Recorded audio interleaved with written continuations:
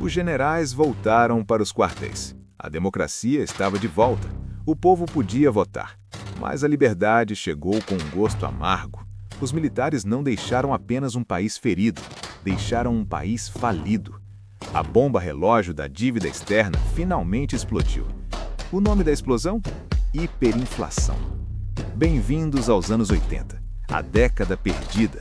A psicohistória identifica aqui a criação de um trauma coletivo que mudou a arquitetura do cérebro brasileiro, a destruição do futuro. Como você planeja a vida se o dinheiro que você tem hoje vai valer metade amanhã? O Brasil virou um hospício financeiro. O governo mudava o nome da moeda como quem troca de roupa. Cruzeiro, cruzado, cruzado novo. Cortavam-se 3 zeros da nota num dia, e no mês seguinte os zeros voltavam. O dinheiro virou pó. O supermercado não era um lugar de compras, era uma arena de guerra. No dia do pagamento, as famílias corriam para as prateleiras para estocar comida pelo mês inteiro. Era uma corrida contra o homem com a maquininha de remarcar preços. Se você não comprasse o feijão de manhã, à tarde ele já custaria o dobro. O brasileiro desaprendeu a poupar e aprendeu a estocar.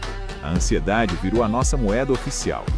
O governo Sarney tentou congelar os preços. Surgiram os fiscais do Sarney. Cidadãos comuns usando broches, denunciando comerciantes, fechando lojas. O povo achava que o inimigo era o padeiro e não a impressora de dinheiro do Banco Central. O açougueiro escondia a carne, o prateleiro escondia o leite. A escassez ensinou ao Brasil a lei da selva urbana. No meio desse desespero, o terreno estava adubado para o surgimento de mais um arquétipo perigoso, o Salvador jovem, Fernando Collor de Mello. Bonito, atlético, falando grosso contra a corrupção, o caçador de marajás. Collor foi o primeiro presidente eleito pelo povo em 30 anos. Ele prometeu matar o tigre da inflação com uma única bala.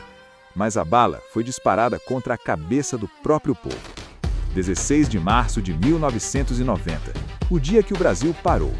A ministra Zélia Cardoso de Mello vai à TV e anuncia o impensável, o Plano Collor. O governo confiscou a caderneta de poupança e as contas correntes de todos os brasileiros. O limite de saque? 50 mil cruzados novos. O equivalente hoje a trocados. O dinheiro do casamento, o dinheiro da casa própria, a poupança de uma vida inteira de trabalho. Tudo trancado nos cofres de um Estado que se comportava como um ladrão de banco legalizado. A psicohistória mostra que o trauma do confisco quebrou a confiança básica da sociedade. O Estado provou que não existe propriedade privada segura no Brasil. Empresas faliram da noite para o dia. O desespero levou muitos a um fim trágico. O desespero não era silencioso, ele ecoava nas agências bancárias onde idosos choravam na frente de gerentes impotentes. Collor não matou a inflação, ele apenas destruiu a economia e 2 anos depois seria expulso do poder por um processo de impeachment, saindo pela porta dos fundos, deixando um rastro de destruição psicológica. A herança dessa década ainda vive. Por que o brasileiro gasta tudo que ganha?